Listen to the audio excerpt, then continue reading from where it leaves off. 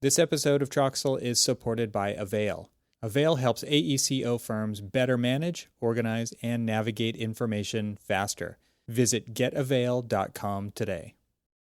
This episode of Troxel is supported by Confluence, a small conference event for AEC professionals and technology providers to discuss industry trends and ideas together. It's put on by the fine folks at Avail. You can learn more about the upcoming invite-only events during this episode. This episode is brought to you by Troxel Plus membership. Learn about the benefits of membership and get your limited time launch offer savings at trxl.co/launch20. There's no spaces in that. trxl.co/launch20.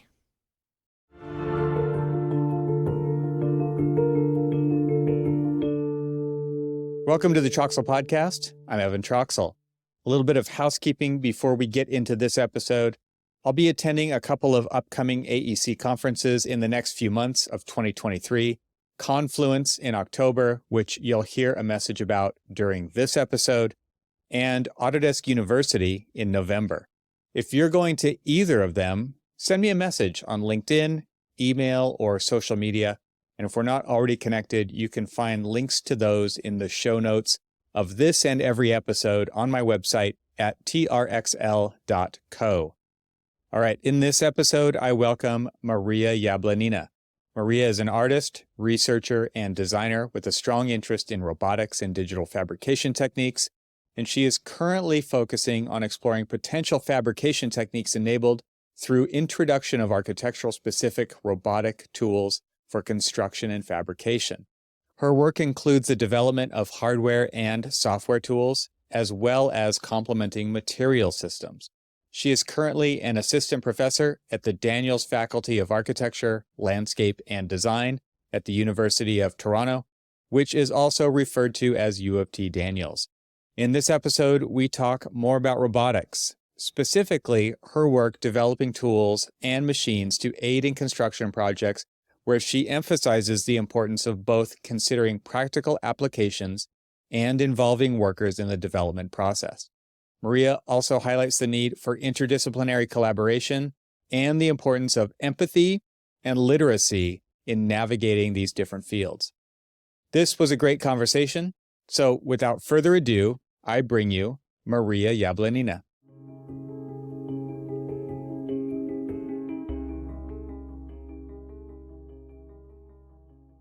I'm here with Maria Yablonina today, and I welcome you to the podcast. Thanks for coming.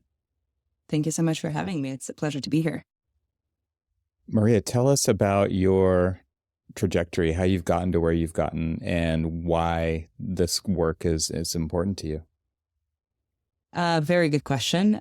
Question I ask myself quite a lot. I'm trained as an architect, which I know I've been listening to a couple episodes. That seems to be a thing for people on this podcast. Like, I'm trained as an architect, but, and then whatever follows.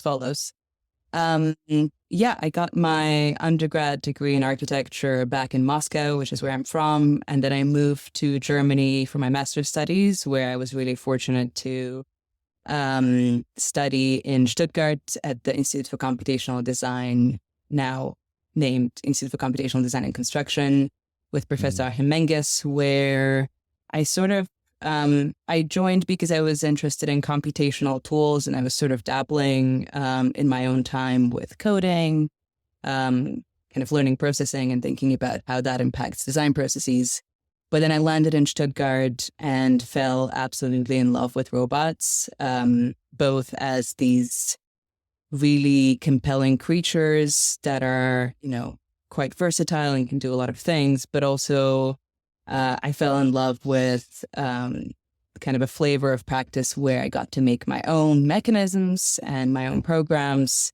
And I like to joke that I became a roboticist by accident. It sort of took me away. So now, after my Stuttgart time as a master's student and then later as a PhD student, I'm now an assistant professor at the Daniels Faculty of Architecture, Landscape and Design at the University of Toronto, where I'm also a member of the Robotics Institute as a faculty member. So I do research and I practice as a roboticist, as an engineer, as an artist. I wear a lot of hats. They're Yeah, I all, was going to just say that. yeah. It sounds like it. Another joke that I really like to default into is that I specialize in wearing many hats and feeling anxious about their size and their placement on my head and whether or not I'm a real artist or a real roboticist or a real engineer. But the space in between many things I also find very productive, as both I enjoy being in that practice space and I find that I kind of have this privilege to be able to translate between fields and talk across disciplines, and hopefully influence across disciplines. I can see that being really a key driver for, especially in academia. That's really great to see the cross-disciplinary stuff going on there, because I think going through architecture school, I went also to a college of environmental design, and it was multidisciplinary in urban planning and landscape. And there was an engineering school on campus as well, among many other schools, but there was no cross-disciplinary action that actually happened there. And so when you hear, I don't know if that's just something that's happened more often or if it really depends on the school, but it's interesting to hear it when it does happen, because you are able to bring more collaborators to the table during the curriculum planning, I would assume, but also kind of figuring out where the curriculum is going, where it's, because I would also assume, as being a professor in a previous lifetime of mine as well, you're always looking as what should you be teaching? What do we need to be incorporating that's changing in industry, in the professions, that could be driving, curriculum development. So that's great to hear that that's actually alive and well where you're teaching. Oh yeah, absolutely. It's not without its complications. And I think Sure. these days, interdisciplinarity is kind of a term that we all love to latch on to, which doesn't mean that it's easy. It really often feels like translating between different languages and between different value systems or evaluation criteria, which again comes with its own politics that are not always as simple as just saying interdisciplinarity, yay, and closing the box at that point. Right. Right. Yeah, I can definitely see that as well. It does come with some just the idea of faculty department meetings. It just kind of gives me the shakes to think about. And when you're trying to wrangle or herd the cats of various departments and schools together to have these conversations, it's got to be a tough experience, because it's hard in corporate life as well, just to get everybody around the same table at the same time. But when there's these various things pulling at everybody, and they all have their own motivations and their own problems that they have to solve, and their challenges and their courses that they're teaching, there's additional layers of complexity there for sure, it sounds like. Oh yeah, absolutely.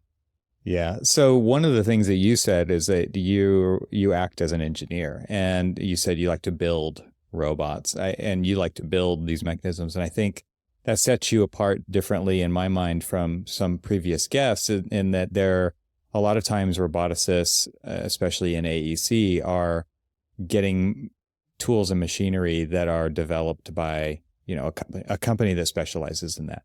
And the thing that you're talking about is actually making your own mechanisms to do the things that you want to do. So you're kind of controlling the whole ecosystem there. You're not just getting this thing and then figuring out what to do with it, but you're actually purpose building it to do the things that you want to do.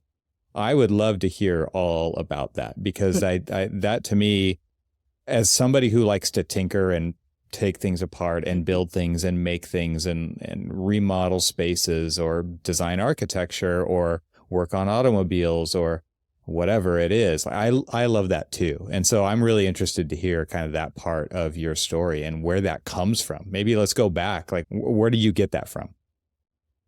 I get that from a sort of naive and almost accidental decision. Again, going back to my grad studies as a master's student, in the final year when we were supposed to start working on our thesis, we had access to one robot arm and there were 16 students.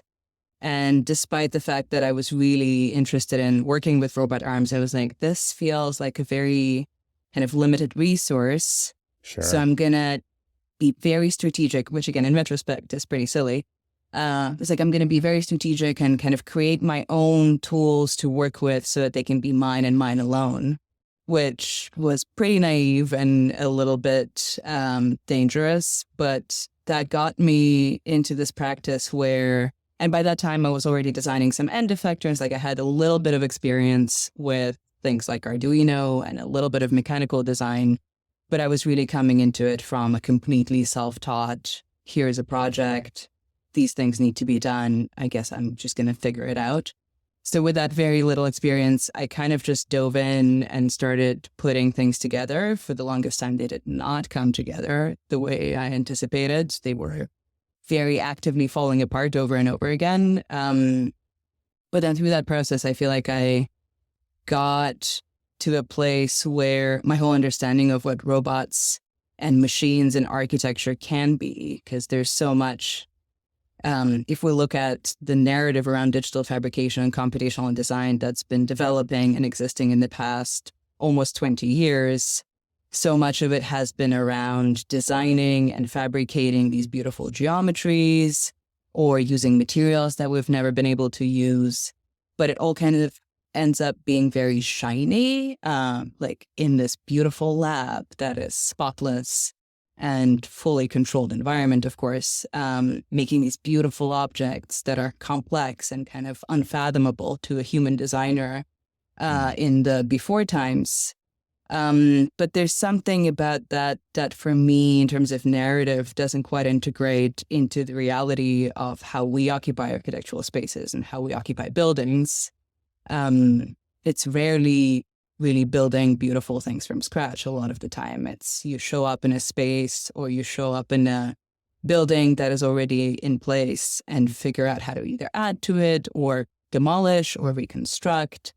So through this, again, kind of naive and almost accidental decision, I ended up forcing myself into the space where I started thinking about architecture more as a site, less as an object that needs to be designed from scratch in the kind of traditional architectural narrative of, the brilliant architect shows up and there is nothing, and now suddenly there is a tower or whatever. And yeah, I think I kind of got over that narrative. And I'm more interested in working with stuff that is already here and kind of figuring out ways to care for objects and buildings and maintain them rather than pursuing some shiny outcomes. I would love to hear some examples of what you're talking about there. I know that you've worked with kind of this idea of weaving and robots that are transforming space potentially over time, like winding and unwinding different assemblies. And I would love to hear from your description of what some examples of this blank slate, but not really kind of some examples of that. Well, interestingly enough, in that, again, the decision-making, moving away from industrial tools into sort of DIY tools or self-made tools, I was also influenced by a research project that I was doing a year prior to that, where I was looking at spiders and the way spiders build their webs. And of course, there's so much to be inspired by there, both in terms of, like, if we think of a spider as a machine, it's very small, but it builds these huge, extremely complex and very functional objects. But also the species that I was working with, like we had a few spiders in the lab. We were tracking them in 3D, trying to analyze the sort of construction sequence, if you will. So like, what's the first formwork, and then how does it add different functions to different parts of the web, because there will be a separate area of the web that is for hunting, like capturing prey, a separate area for nesting that is more dense and kind of enclosed. So we're trying to analyze that, but also the species that we were working with has like evolutionarily adapted to work inside human spaces. So it actually really wants to be in the basement or in the corner behind a cupboard. Like it learned to treat rectilinear human environments as its own construction sites. So that was also a big part of the spider story that really influenced me. So I started thinking about, well, if I am building my own tools, both from a very pragmatic point of view of budget and scale, it's like, well, they have to be small. They have to be made of parts that I can, again, afford as a student.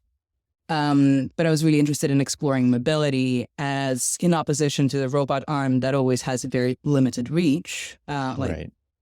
I find it interesting when people talk about robot arm versatility. Like, yes, they are versatile. You can attach any end effector and you can work with any material as long as the object that you're making is sort of car sized, because they're not actually universal machines. They're machines for building cars. And again, that narrative is something that I really wanted to disrupt. So I started thinking about mobility as a way to scale things up, as a way to really travel around the environment and interact with it. And obviously one can travel on the floor, but that again limits the work envelope of what can be built. So from that, this idea of having wall climbing robots happened. So the initial vision was, what if I come into a room, I see what the room offers. So there will be surfaces and features, and I can deploy these kind of discrete but interacting machines onto the walls, and then they can start occupying the space and add to it or remove from it. So the first, I guess, 3 or 4 projects that followed my final dissertation were all dealing with weaving processes as a fabrication method, which was both because it's a really convenient fit. Like a small robot has very small payload. It can travel technically infinite distances, but it cannot really carry as much.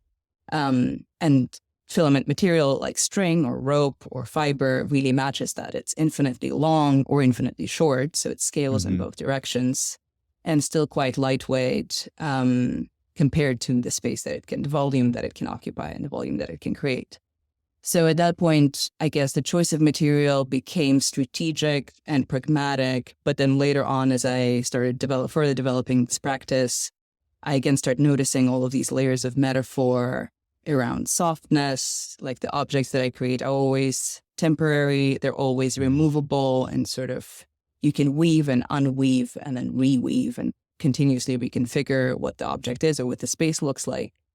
But also from the point of like history of technology and history of robotics, it's definitely pulling threads from the first computer being the Jacquard loom, the way that female or like traditionally associated with female labor craft practices have turned into computational practices in engineering, and the kind of the historical emissions that happened there. I feel like all of those references and all of those layers of metaphor also live in my work.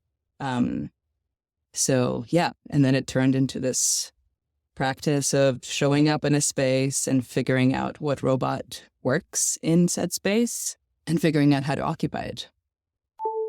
This episode is brought to you by Avail.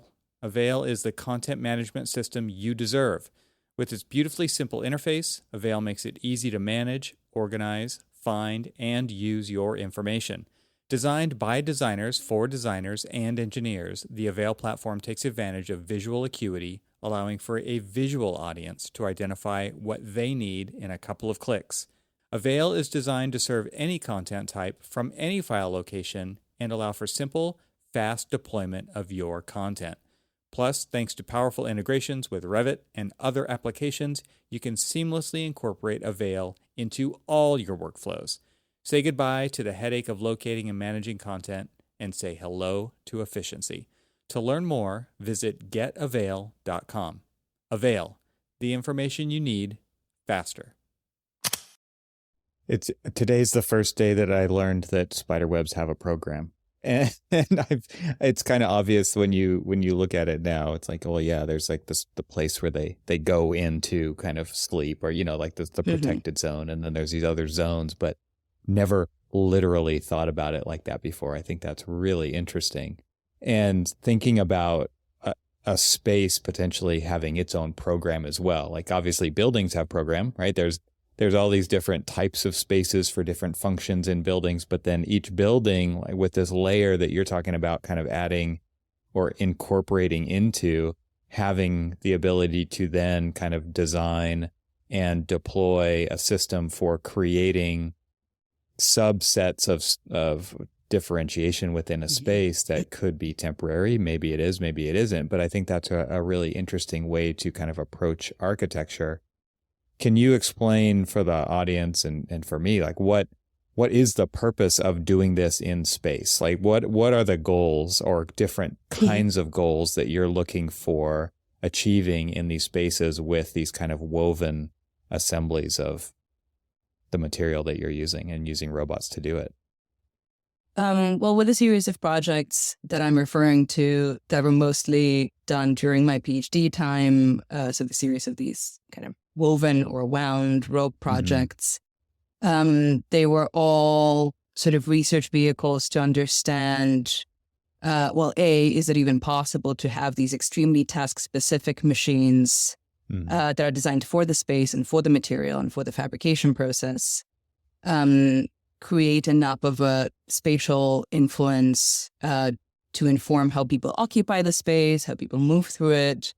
So in a series of these sculptural objects, some are kind of furniture scale, some are larger, some are purely sculptural, some have a bit of a more of an enclosure sense. One of my favorite audience feedbacks, I was showing one of the projects in an exhibition context, and we were running the machine system live. So after the exhibition is opened, we would prefabricate some parts of the woven structure, but then we would continue adding more and more layers so that the visitors who would show up to the opening, they see it in one state in the first hour, and then the state is completely different and, denser in the next hour, etc.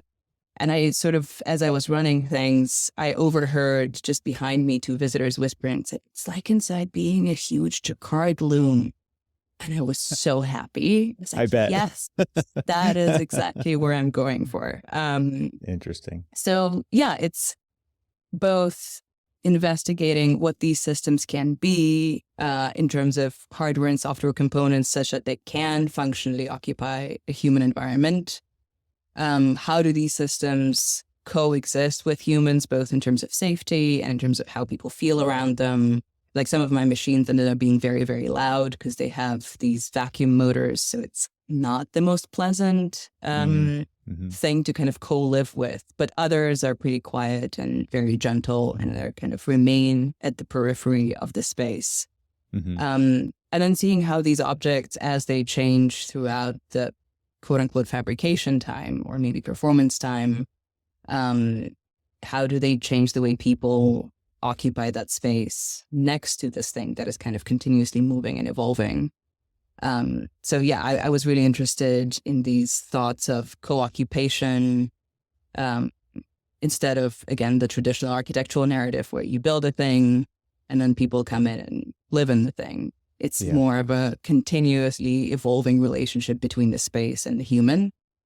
And then after that series of projects, which are currently, I wouldn't say I'm done with that story, but they're a bit on pause. I'm now working with still climbing robots, but in more of a, again, reconstruction and repair scenario. So I'm collaborating with a fabricator company to develop, again, a very, very custom, very task-specific and actually building-specific robotic tool for laying out construction instructions.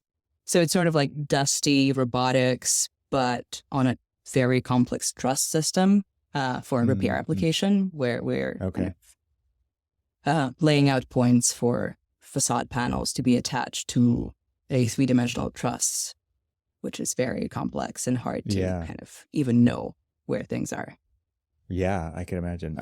I'm really interested in talking about that. Before we jump to, just before we do, the winding robots and kind of some of the practical applications. I think I saw an example. I guess maybe it was a hackathon or something from, I don't know, 5 or 6 years ago, and I think Brian Ringley was a part of that with you, and you guys had this kind of aluminum structure, and you were doing some different loom type winding on this, and then the idea of it, like kind of creating separation between space in different levels of porosity, I guess maybe is a way to say it, that where you could have it be more private between 2 spaces or less private. It even seems like you could have like the users, the occupants with a dial and kind of dialing it back. And so, the idea of building something and deconstructing it. So constructing it and then deconstructing it, or that just constantly kind of being a negotiation in space is really interesting way to think about space and the delineation between types of spaces as it being on a spectrum. It doesn't need to be set once and done. I think that's a really interesting way to kind of think about architecture. Are there examples out there that people can experience where this is actually happening in public? Or is this still like the kind of thing that's in a lab and it's really the kind of stuff of PhD work that's happening behind the scenes?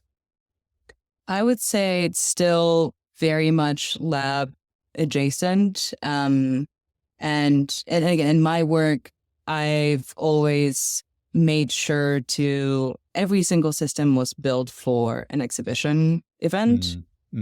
So very little of my machine systems have been designed without the space in mind. And again, because I think that the process and the narrative around that process to me is very important, where the machine does not come first, the site comes first. And in the kind of evolution of these projects, I've developed wall climbing machines that can climb on a sort of normal wall surface that is painted and finished. I've developed machines for climbing along sheets of materials, and they're sort of double-sided and then clamp onto a flat sheet. So you could think about windows, you could think about facade panels, separators in interior spaces. I've made a few iterations of rail machines that would be attached to, say, columns and beams in a space and turn the whole room basically into this, not quite a 3D printer, but like a fully occupiable by machine space. So I'm really interested in, again, converting sort of mundane architectural elements into almost a substrate or a support structure for a robotic system. Again, in opposition to maybe industrial robotics or even a CNC machine that does not scale. So, like in one of the projects where I'm using a very low weight plastic and aluminum rail, and I'm attaching it to the column and beam system within the building, one can imagine, so yes, it is tailored to that space, but then I can take that, and I guess the metaphor of tailoring a suit really works here. I can take that suit, bring it into a new space, and retailor it to either scale it up or scale it down, and it still works within reason, of course, because there are limitations inevitably. But it's pretty flexible and can be redesigned or just slightly adjusted to fit a new environment. Makes me think of like a concert venue where the stage structure is tailored potentially for different venues, right? Because of the size or the layout or the shape of the bowl or whatever. And there's like a certain amount of adjustment built into the structures that they build, but they put them together, and then they do the performances in there, and then they take it down and they go to the next place and they put it up with adjustments potentially, and it serves the space that it's occupied inside. I know it's not maybe the perfect metaphor, because a lot of times it is just kind of assemble it just like this and then take it down and assemble it just like that again. But it seems like there's potential there for, like you're talking about, where you can actually tailor it to the thing that it's going to be inside of. And it reminds me of being an architect and doing the kind of projects that I did in the public space, which are classroom buildings. And that was a big part of it. And it was interesting to me to watch the trend of those classroom buildings just being like almost like a black box theater, where it was like the space needs to be able to transform and adjust to future things that we're not thinking about right now that could need to be taught in that space later. And so the trend was to make the spaces more and more and more generic. But the other way to say that is flexible, right? And what that enabled them to do then was to transform that space into whatever they needed it to be, because the school is going to be standing for a very long time. Technologies change, and the space needs to adapt to new curricula, for instance, right? And different sizes of classrooms or number of students or any one of those things. And this is a very interesting way to do that. I mean, we're not just talking about sensors that are IoT devices that are monitoring something, but they're actually contributing to the space and the way that people interact with that space. I think that there's this interface, kind of this mid-level interface between occupant and space, and the potential transformation of that space is really interesting. Where does that interest really, for you, where does that come from? I mean, this whole idea of using a building as a intermediary devices to do things with that space, that is so specialized, but it also seems like such an obvious place for architects, because there are so many buildings that need to be adapted. Adaptive reuse is a huge topic, and not just long-term adaptation or transforming a really old building into something that works now, or changing an office building into housing, but something that is much more adaptable much more often. I am really intrigued in how you kind of pieced all that together as a something to chase after. That's a really good question. I guess I've always been sort of fascinated by these ideas of like buildings as machines, going back to, I don't know, Cedric Price's work, and going back to like Archigram and the way they've cheekily critiqued Corbusier by literally like, oh, machine for living, you say. Well, here you go.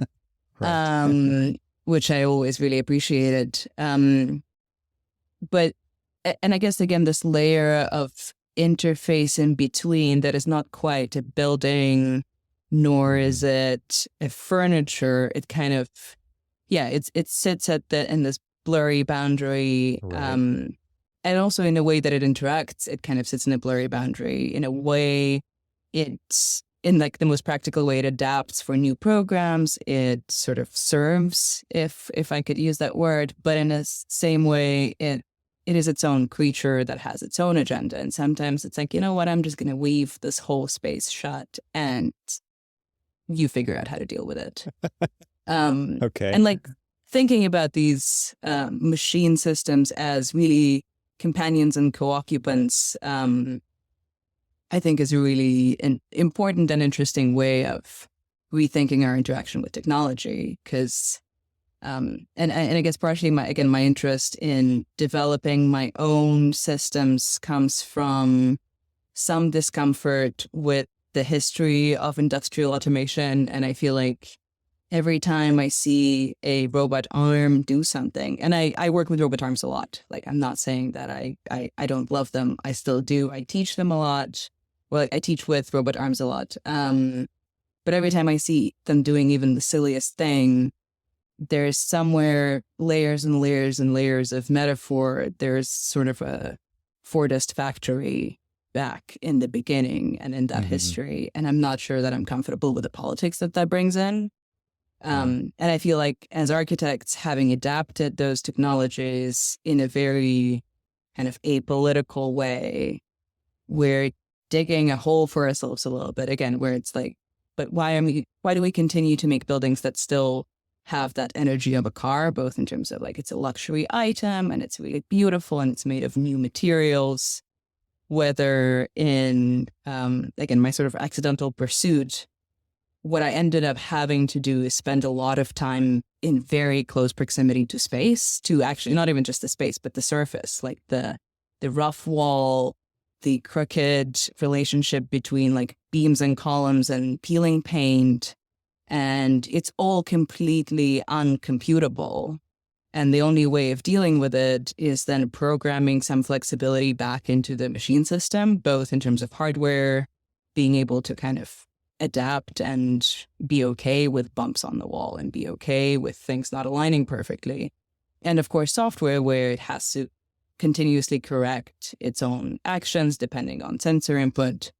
But then again, in a larger framework of what does that mean to design that way, I feel like it creates a certain humbleness towards the space and humbleness towards what there is. And in making a machine more flexible, I think as a gesture, that is a gesture of respect and care for the space that I'm occupying. And I would love to see more of that in the field in general, where let's not forget why we're here. We're here to really deal with spaces that we occupy as humans and spaces we design as designers, but also we're dealing with climate change and complete, like, huge shifts in how construction and other industries must adapt. And if we don't change our priorities kind of away from the shiny towards the care, I think we're digging ourselves a very dangerous hole. Mm-hmm, mm-hmm. This episode is sponsored by Confluence. I've invited Randall Stevens, the CEO of Avail, to tell you about it. In 2019, we held the inaugural Confluence event, which was designed to bring together the product managers, the technology developers that are working on the products used daily in the AEC industry, and put them in the room with the design technology leaders from the practice side that are actually implementing and using these technologies. The goal isn't to sell anybody anything at these events. The goal is to get a better understanding of what's working, what's not working, and what would be the best products to develop to be implemented in the AECO industry. We've held these 3-day Confluence events the past 4 years and attracted over 100 attendees. We have an exciting agenda plan for our annual event in October. The theme this year is going to be focused around AI and machine learning and its applications in the AEC industry. You can learn more about Confluence at getavail.com/confluence. You mentioned this idea of autonomy and the robots having a mind of their own potentially and just weaving a space shut or something. Mm-hmm. Where does AI and where does all that fit into this conversation today? I mean, I'm interested in, because this is a hot topic. I think a lot of people are wondering, like, if they can trust what the machine is telling them or what the machine decides. There's obviously big debates on the whole spectrum of AI. Rather, there's like the very obvious functional tool helper augmenting people side of things, and then there's like this whole other side, which is like what's going to happen someday in the future if everything goes right or if everything goes wrong. I mean, and you're actually talking about some things that are going on right now with the tools that you're designing, developing, working with. Can you talk through some of that so that we can understand kind of the state of things, but also why you're seeing the things that you're seeing when the machine decides to sew the space shut, for example? That's an excellent question. And I think in the machine sewing the space shut, the question that I want to ask is who programmed that behavior? And I'm asking the same, and again, in the sort of on the art side of my practice, where I really like making systems that are sometimes nonsensical or kind of intentionally dysfunctional, but then in their dysfunctional function, they point at something larger, be that the sort of context politically or a moment in the development of technology. It's sort of like technology looking at itself and asking itself what it can do and what it cannot in the presence of the audience. And I think with AI tools, to me, it is really important to both acknowledge how useful they are and how immensely helpful all of the new things that have been coming out, like plugins for Visual Studio, where it suddenly feels like you're coding with this assistant or collaborator looking over your shoulder. But the things in that context that really scare me are outside of the, will the machine do this or that, but rather, what is the data set? Who controls it? Who controls the power that comes with this machine? And can I trust that person or company or corporation? And most of the times the answer is no, I do not. And frankly, for me, every time I want to or need to use any AI tool, I sort of have to think twice about what am I contributing to in terms of my data. Yeah. And not because I'm worried about privacy, but I'm worried about contributing to a company that I do not trust in terms of their goals and their agendas.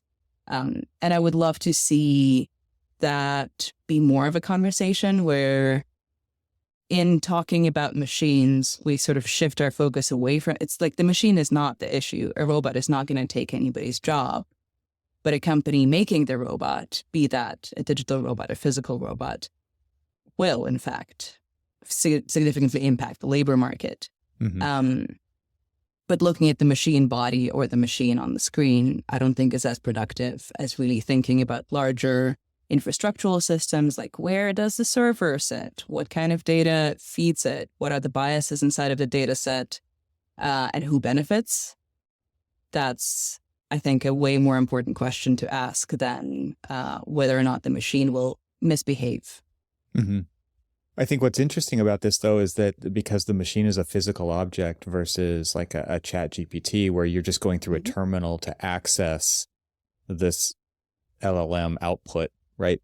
That as soon as there's like a physical embodiment of that output as a thing, then that's where the psychology really plays into it, and how people perceive those objects, those machines that do things that look like they decided to do those things has got to be a topic of conversation in the robotics industry. Can you shed some light on the kinds of conversations that are going on around that kind of thing? Because I could imagine that there's all kinds of, again, like we keep talking about spectrums here, but there's got to be some really high level stuff that, and what's interesting is I keep hearing experts like yourself say, we need to be having these conversations, which makes me think that we're not having these conversations.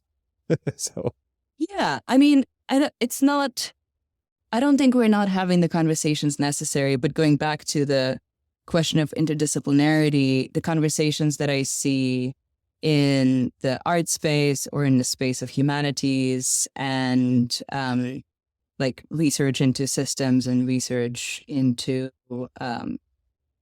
like the humanities side of social and technological systems, the conversations are definitely happening there, but they do not seep through the disciplinary wall into the world where engineers are talking about how to make a robot friendlier such that people are not worried about it taking the job.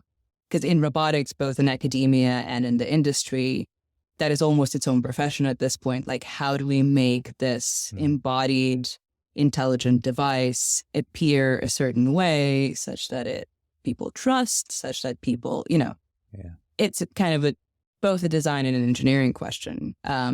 It's like, UX for interactions, right? Between people and machines. Right. Like even in Madeline's work, who I know you had on the podcast recently, the choreography of movement makes you feel about the machine in a very different way. And that's why I think her work is so interesting, because it really points at that boundary, because it's still the same machine. The body is still the same. Right. So yeah, I think the conversations are happening, but they're siloed inside of disciplines. And even inside of architecture, like there are all of these flavors of architecture within, like there's more history theory, there's more design work, and then there's more technology work. And I often find that technology work is perceived as techno-optimistic and not critical.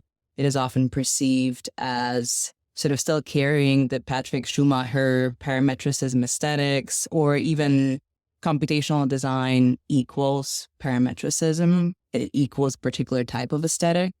Right. And that is really unfortunate, because I think we've moved on a long time ago, but there's still all these biases that need to be shed and conversations that need to be had. Because if we're not understanding and learning and gaining literacy in technology, both from the sort of technological know-how and understanding of social systems that surround technologies, what hope do we have to be critical and to really create impact? And I think James Bridle talks about it in their book, The New Dark Age. The question of literacy as a combination, like it's not enough to know how to code. It's not enough to know how to specialize in this one extremely niche thing. Literacy really implies understanding both high resolution and low resolution contexts of what technology is, what its politics are.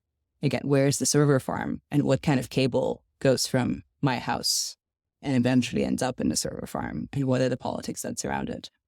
Yeah, that applies to architecture in so many ways. And I attended an online lecture with Bill Bernstein talking about somebody making a decision to put zinc panels on their project actually needs to be traced all the way down to the slavery that's happening to make that product, right? And for architects, just to have the literacy at some level to understand that, so to understand the impacts of their decisions. And what you're talking about, I think, ties right into that. And it really, I guess the conversation isn't really about specialty versus generalist. It's really about literacy. I think that's a really interesting way to look at that, because I think you could be a generalist and be very literate, right? You can understand enough about all these things to ask the right questions, understand potential impacts, know who to talk to when you need to find out more. And then there's like the specialist, right? There's the person who just does grasshopper on projects for facades in this region. And that is a very different, like that, they can be very literate in that, but then how does that tie into the whole building industry ecosystem? This really is the call for architects over the last decade, maybe more.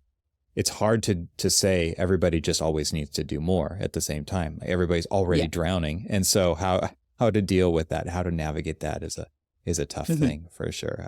I don't know where we go from that, but it's just an interesting observation. Hearing you speak about that, I appreciate you bringing the idea of literacy to that. At least for me, it's helping me connect some dots on some things that I've been thinking about recently. It's really interesting. So let's talk about where you're working on now. And you've come from this idea of these robots that you built that do very specific tasks, and tell us where that has led you. Very good question, because it's leading me to a bunch of different places. I'm like on one side as an educator, I'm sort of trying to figure out how to reshuffle the way we teach architects technology, again, from that literacy perspective, such that it comes coupled with larger understandings of infrastructures, but also that the time spent to understanding that doesn't take away from the technical knowledge building and the technical skill building. And then on the other side, part of my research work is in thinking about these extremely task-specific tools for construction, mostly focusing on repair or interfacing with existing building systems.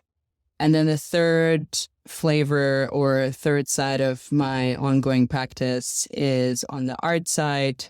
I'm part of a artist duo with my collaborator, Mitchell Akiyama. We have a studio called Maybe, where we're exploring the way technology kind of seeps into, again, the social infrastructure, the way it affects us. And with our practice, we work with software, we work with hardware, we develop tools and devices that don't necessarily function as technology or like in a traditional way of understanding what a function is, but really function as pointers at something else, or have these functions that maybe are ridiculous or nonsensical, but create that space for thinking and untangling the complexities of what lies underneath them. So yeah, again, wearing many hats. I was going to say that again. Yeah. Because it comes through. It definitely comes through. There's a lot going on there. I've kind of framed it as, well, you're living one life, so you're trying to live multiple lives at the same time in these different categories, right? And it's like, because you want to make the most, and they're informing each other, and you're creating these cycles of informing information between them as you go, which makes them the flywheel that does propel itself in some way. And I would even imagine in your art endeavor that you're creating a place where unexpected things happen, that then you don't always know where you're going, and you're open to what happens to inform where you go next. And that's a really interesting part of what art allows or enables you to do. Maybe let's talk about that one. So what are the kinds of things that you've that have happened in that exploration that you're pursuing? So we're currently working on a few different projects. None of them are finished, which I think is kind of symptomatic for both the way we work and the way our attention continuously expands onto new things. But I guess the current big favorite project is a collaboration between our studio, the TMU University, and ROM, the Natural History Museum, where we're looking into the idea of biomimetically replicating some parts, if not whole, extinct species. So we're looking specifically into passenger pigeons, which are these species that were extremely like there was huge populations in North America, and then as humans started getting into agriculture, they basically went extinct because they were all hunted because it was sort of a pest, both a pest and an entertainment. It was really fun hunting them because they would move in these ginormous flocks, and there are all these descriptions of basically like you shoot anywhere in the air and a bunch of pigeons fall down. So they were hunted to extinction. They're probably one of the more famous and kind of tragic histories of human-caused extinction. They went extinct in 1914, and today they're one of the species that there's a lot of work happening in genetically reviving some of the extinct species, and passenger pigeon is one of them, partially because of practical reasons. Turns out it's easier to genetically work with animals that lay eggs than it is with mammals. But also, again, because there's so much history, like we know the name of the last passenger pigeon. Her name was Martha, and she was at the Smithsonian, and her skin is still at the Smithsonian on display. So there's a lot of these layers of kind of metaphor and storytelling and narrative around them. So in our work, we're looking at bird skins, we're looking at bone structures, we're looking at kinematic systems, and we're basically trying to replicate it robotically or animatronically. It's kind of somewhere in between. But in that process of replication, where again, we're not really looking for functions like flight, because there's plenty of people working on drones, but looking at functions like how did this bird flap its wings during the mating rituals, and can we replicate certain choreographies and aesthetics of those behaviors? But then the whole process of doing that is, again, more of a critique of how we approach extinction, how we approach climate change, in the sort of alleviation of guilt. So our understanding of the whole project of genetically reviving extinct species is like, well, you're not going to reintroduce them into the environment because at this point they're invasive. You're not going to, like, it's the purpose of the whole endeavor feels like we're doing it because we can, but at the same time, we're doing it to feel better about having made it extinct.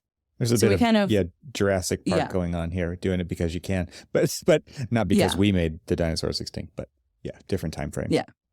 I guess the elevator pitch for that project is like we're performing techno-optimism as a critique of techno-optimism, and again, as a pointer at the way we tend to use technology to sort of repair or to create these alternative narratives of like, well, things aren't too bad. We can take the carbon back out of the atmosphere. But then what does that mean in terms of how that changes our behavior today? It's like, well, if you can revive a species, then should we just stop caring? Interesting. Wow. This episode is brought to you this week by Troxel Plus membership. You should become a Troxel Plus member today. Members get some great perks. For instance, you get an ad-free version of the podcast and the show notes, and you can listen to your ad-free feed in whatever podcast app you already use. You'll also get the show notes sent directly to your inbox without ads, which includes all of the links to what we talk about during the episodes, so you'll never miss a thing. The biggest thing about becoming a member is that you'll be directly supporting the reason this show exists, which is to capture long-form conversations with my guests from the architectural community and beyond to have a positive impact on the present and future of the profession. The ad market is pretty bad right now. The podcast would not exist without our members. And for those of you who are one, I am very thankful. So for those of you who are hearing this on the public feed, I hope you'll consider it. For a limited time, there's a special launch offer at trxl.co/launch20. You can check that link in the show notes to get a nice discount if you sign up for the annual membership option. That's trxl.co/launch20, no spaces in there, for a limited time. I'm so thankful for our members, and I hope you'll become one of them. Well, I feel like we need to start wrapping up, and I would love to get back to your view of kind of the practical applications. What is the elevator pitch to students, but also the profession around your work? Because the experimentation and the kind of the breakthroughs that you've had, I think, do have direct application. But what do you say because it's not like people go necessarily looking for what's the latest in robotics, and especially with the kind that you're working on. And I'm sure it's difficult to get those stories out there and get people to pay attention to them in a world, again, where everyone's already drowning in all of the things that architects are dealing with in AEC. And so I would love it if you could do that here and now and tell people why this matters. What are the kinds of things that you see it actually applying to in practice, in construction, in the built environment, sooner than later or now? And why should they be interested in this? And why is this important work? Well, I think from the perspective of current state of construction, again, I'm really interested in pursuing research that focuses integration into current practices, both in terms of integration into current labor structures around tools and people on site, integration into existing building stock. So not just working with new things, but figuring out how to actually engage with old things. Like the reason so much of current building stock is demolished, even things that are very technically easy to recycle, like steel, it is so hard to understand what your steel building or steel structure looks like and figure out how to sort it, how to store it, what exactly are the properties, that demolition ends up being the cheapest, the fastest, the easiest. Yeah. And I think that's exactly where there's space for these types of tools that are both kind of scalable and potentially small and have potential to be fit with sensors and accompanying software systems for actually keeping track of that material and making very high resolution decisions. So instead of demolition, maybe there's a space where, again, I can show up to a building and decide exactly what parts need to be demolished and removed because either like the material has worn or it doesn't really work anymore, but then have enough data collected by these tools to be able to be like, no, these are fine and we're going to keep them. And that's not necessarily the work that can be done manually. And I don't think that's the work that can economically be done manually at a scale at which it starts actually making sense in the construction industry. So I definitely see a potential there. And again, that's the direction I'm going into with my engineering work, where I'm currently working on a renovation project of a building that was built in the 60s and we're refitting it with a new facade system. But the building is super tall. Like it's really, really hard to both understand what the current state of the structure is, but then assuming we have understood what the state of structure is, the next layer is fitting a new system onto the old system and basically making sure that we're installing clamps in the right spot. It's really funny that like installing a clamp ends up being a huge problem, which doesn't sound like sexy or interesting, but it's so impactful in terms of, again, how construction workers operate on site and what are the tasks. So the system that we're developing, again, is this robot that climbs up.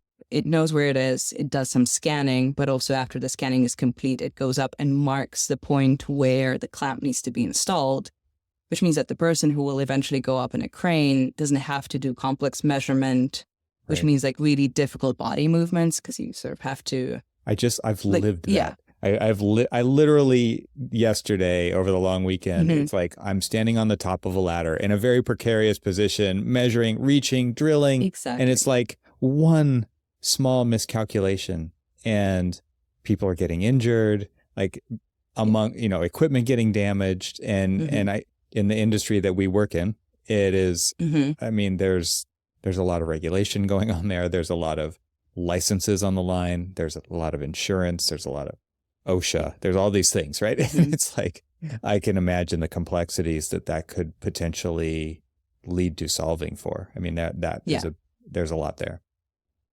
Yeah, and I really like thinking about these tools as eventually, and I mean, obviously at this point it's sort of research and a lot of it is happening in the lab, but I'm really imagining them in the hands of people on site. So it's not like, and then this fancy professor showed up with her toolbox and like did a bunch of tests and then left and nobody cares. Right. But really seeing them as tools, which is also why I don't know if that's kind of came clear in the conversation, but I try to avoid the word robot lately because I feel like machine is maybe a better description because a machine can be a tool, and I'm not saying they're still carry all the same, like they're intelligent in a way, they can make their own decisions in a certain way. But I think the word robot, again, creates a certain narrative around labor, while machine and tool creates a very different narrative and a very different story around who wields it. And in my perfect world, it's the construction worker who actually wields this tool rather than some sort of starchitect. And when you're developing doing this research, are you talking to those people? Are you involving them in that process? Because if it truly is going to augment them or be a helper to them, I would imagine they have a lot of kind of embedded job site wisdom from doing the thing over and over, and what works and what doesn't, and kind of getting a fresh approach from you combined with their intrinsic knowledge of doing that has got to be a pretty magical combination. Yeah, at this point, I'm working with a fabricator company and a research department inside the fabricator. So it's not quite... we haven't yet done any on-site testing. We're planning some for later this year. But that is definitely the long-term goal. Like when these devices are actually ready to be tested on site, that's going to be a very important part of it. Because, otherwise it's like developing something that is questionably useful in a silo.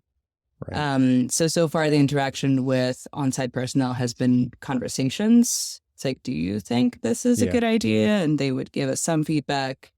But we're not quite at the stage where we're ready to actually test. Again, like the wielding is for now happening in my hands, but hoping that will get passed on to people. Well, and how open are they to having those conversations? Because I would imagine there is they know how dangerous it is. They know the potential bad outcomes that could happen without tools like the ones you're talking about. So are they receptive to these ideas? It's hard to tell. Like, there's obviously some discomfort around, again, the automation narrative. And frankly, I feel a lot of discomfort with that narrative as well, which is partially why this project means so much to me, because I feel like we're not really automating, like we're automating parts that are extremely difficult for human, but also we're not removing the human from the loop in any way. Yeah. Again, I like to think about these things as tools rather than kind of replacement technologies. But also at this point, we're working with very specific construction crew on pretty high profile projects. So I can't really speak to the larger industry. I don't have as much contact as I would like to. That's, again, something that I'm moving in the direction of. But I'm hoping that there is space for, again, developing tools that feel like tools and developing tools that align with my values. And that's where maybe the art practice comes back in, because I feel like pursuing both creates a system of checks and balances where, like, putting on the artist hat, I'm like looking back at the engineering work and it's like, do I feel fully on board with this? And it's like, yes, I do. Okay, let's keep on going.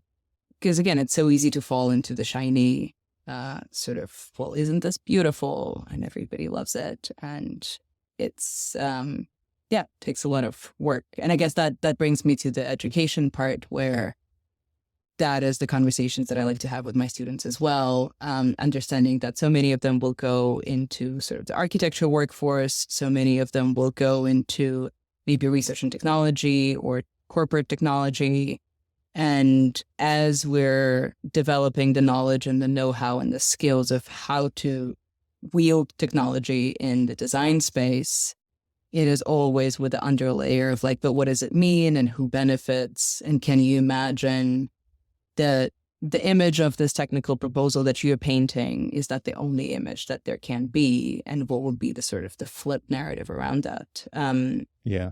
So that to me is very important. And then on the other side, I guess, again, trying to figure out how to shed the Patrick Schumacher vibe and really talk about, especially in the space of computation, talk about these tools as tools, not aesthetics, not any sort of design movement, or it's a tool to automate certain parts of the design process that leaves you with more time to do fun things. Like one of the exercises that I like to use in my first year introduction to computational design class, like we're going to design a grasshopper definition for you to have a staircase that is to code, but parametrically adjustable. And you're going to keep this grasshopper definition for hopefully the rest of your careers, and you'll never have to draw a staircase again in your life. Because who wants to draw staircases? Right. Nobody. So thinking about those things as very practical hacks, as well as larger kind of ecosystems of technical systems that will be more and more part of our work and more part of what is required from an architect. I think one of the things that I keep thinking about when you're talking about engaging the construction side of it, or even the students, and kind of learning how to navigate that, but also present, especially in the students' case, how to think about the future engagements that they're going to be happening, and have some empathy for those people. They're going to come up with some amazing ideas, but actually bridging the gap between the innovation and the adoption of said things, like you're talking about with the tools to go on the outsides of these buildings and mark the points, like scan and mark the points. You're not coming at it from like, I've solved this for you, you need to buy this thing. And we've co-developed this. It's a tool, it's a hack, it's safer. It takes the empathy side into it of like understanding what they have to deal with, because you've engaged them to figure that out. You've lived it in your lab as well with the kinds of work that you're doing there before you go out, maybe even and talk to them. So there's already kind of this understanding of, look, I know what goes wrong because it's already gone wrong, right? But I think that that's so interesting to think about, because adoption is so hard in this industry. Like the stripes that people wear are hard earned. And so it's really hard for them to let go of the way that they've always done it and look at new ways to do it, because it was so hard to get to the point that they're at. And so there's like this, they can't let go of that because there's pride locked up in that. There's ego locked up in that. There's all of these things, and they're not all negative, locked up in that. And so I'm glad to hear that you're talking to students also in this way of saying like, look, you're going to have innovative ideas in the future, but you also have to understand who you're talking to and why. And like thinking about that literacy component, bringing that back into this part of the conversation is incredibly key, because if you don't have that literacy, adoption is not going to happen. Adoption, for the ones who are literate, is already really hard to get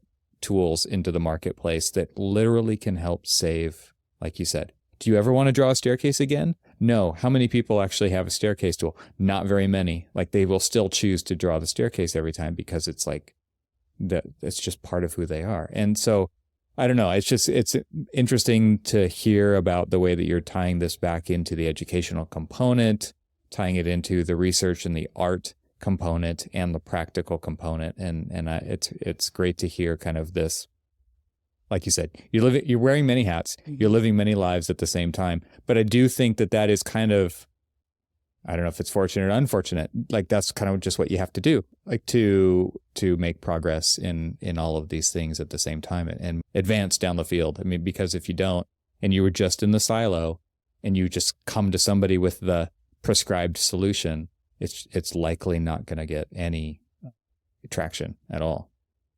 Yeah. And it's a great privilege, frankly, to be able to be in that space where, multi-hat wearing is a thing. And I learned so much from, again, entering these different worlds every time, like, I don't know, attending a more sort of corporate conference where most things aren't very interesting or don't necessarily align with my values, but then also using that opportunity as almost a tool for diagnosis and then bringing it back into my practice, or vice versa, being in a space where things and structures that I haven't thought about in terms of like layers of metaphor, layers of politics, and it's like, oh my God, I have to now take that and bring it back to that other space to make sure that I kind of, again, evaluate from this new perspective. And it's such a huge privilege and kind of honored to be able to be in those spaces, be invited and sort of be welcomed. And I think in a way that comes with the academic position. I feel like in the industry that might be harder, but I would love to see more of that crossing of disciplinary boundaries, both in academia and in industry. And I don't quite know what needs to happen for that to properly happen. I have this sort of term that I often use, the interdisciplinary washing, where everything is labeled as interdisciplinary, but in reality, it's just like a couple of silos coming together temporarily. But yeah, I'm really hopeful that that's going to be the case more and more, where we really come to, the table with a blank sheet of paper and decide together what needs to be done, rather than, I don't know, an architect approaching a software engineer being like, these are the tasks, do them for me, or the other way around. Right. A CS person approaching an architect being like, I have this design tool, now use it. I think those types of collaboration don't work, and we really need to figure out how to combine the value systems, translate between languages, and sort of ideate together rather than outsource tasks. Well, you said when you started off, I was trained as an architect, and you said that's kind of a theme. And to me, that is kind of the hope that I see, the thread that runs between the people who come on this show to talk about this stuff, is like, you have, quote unquote, left architecture, but you haven't left the love for transformation. I mean, it is an evolution of the practice. It is an evolution of the industry. And to come Still a professor at an architecture faculty. Yeah, right. And you're solving, I mean, what I say is, you instead of working in the profession, you help work on the profession. And like zooming out and saying like looking at it as the puzzle that it is, because I think there's so many pieces that only are concerned about them, and that's fine. A lot of times that's all you can do, and maybe you think about the pieces that are adjacent to you. But zooming out and looking at it at this very large scale of the whole puzzle is kind of a rare thing. But I think it is a thread that I do see with people who come on the show to talk about the thing that they're doing and why they're doing it. And so you're perfectly aligned with all that. And so to hear these different categories and endeavors that you're pursuing, it totally makes sense when you talk about it. I don't think it would make sense on paper, right? Because it's like, no, there's no way somebody can do all of these things and do them all well. But I think you are embodying that in an amazing way. So thank you. Thank you so much. That means a lot.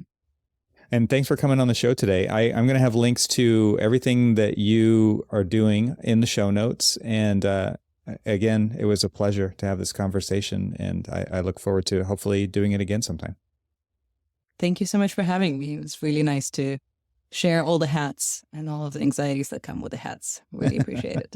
Yeah, it can't be easy. I can appreciate that. So thank you, Maria. Thank you. Thanks to our sponsors, and thanks to our members this week. Find out how you can become a member at trxl.co. And I'll talk to you again next week.